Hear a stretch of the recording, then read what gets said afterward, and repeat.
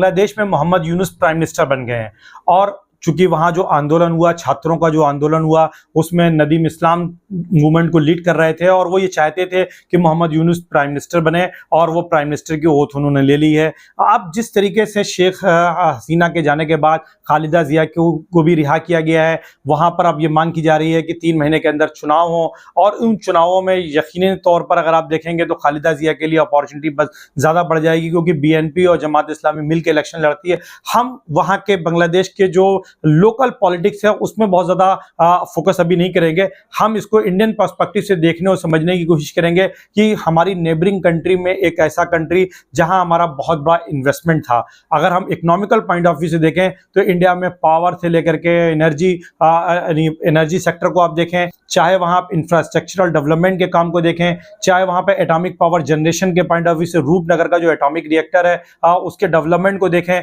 और फिर चाहे वो भारत के नॉर्थ ईस्ट के जो 7 सिस्टर स्टेट्स हैं उसके लिए जिस तरीके से कॉरिडोर बना करके एक्सेस भारत को दी गई, वो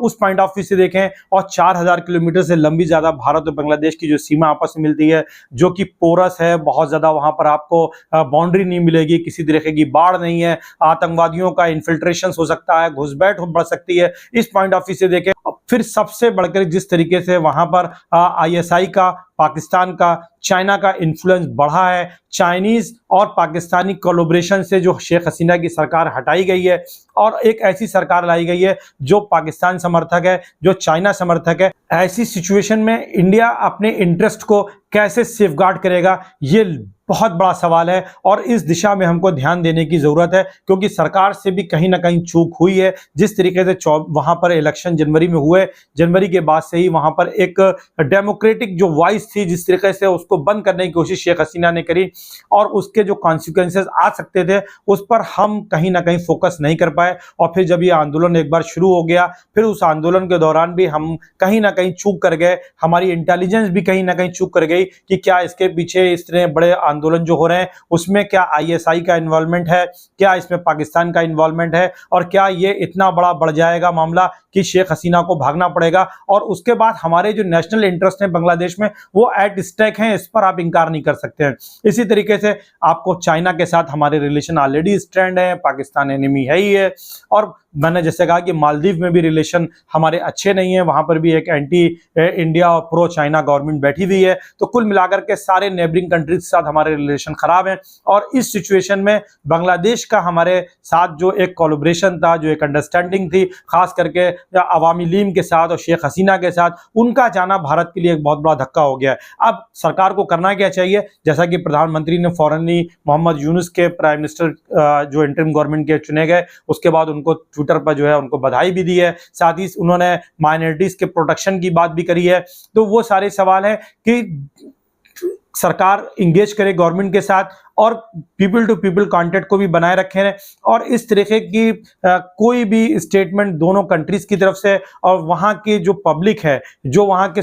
जो मीडिया है, दोनों को इस तरीके का ध्यान रखना चाहिए कि ऐसी कोई बात ना करें जिससे इंडिया और बांग्लादेश में इस तरीके के रिलेशन ग्रो होंगे, एंटी इंडिया जो सेंटिमेंट्स हैं वो ज्यादा प्ले वहां हो जाए, और आईएसआई या पाकिस्तान को अपने और पैर जमाने का मौका मिल जाए। हमें कोशिश ये करनी चाहिए कि हम बांग्लादेश के साथ इस मौके पर खड़े हों, नई सरकार को ये भरोसा दिलाएं कि भारत बांग्लादेश के इंटरेस्ट के खिलाफ नहीं है, भारत बांग्लादेश के साथ है, और भारत और बांग्लादेश का शेयर्ड फ्यूचर है, और हम इस शेयर्ड फ्यूचर को आगे लेकर के जाएंगे। और हमारी बाउंड्री मिलती है, हमारा कल्चर मिलता है, हम कभी एक ही भूभाग का हिस्सा थे और आज भी हम सांस्कृतिक रूप से एक हैं। बंगाल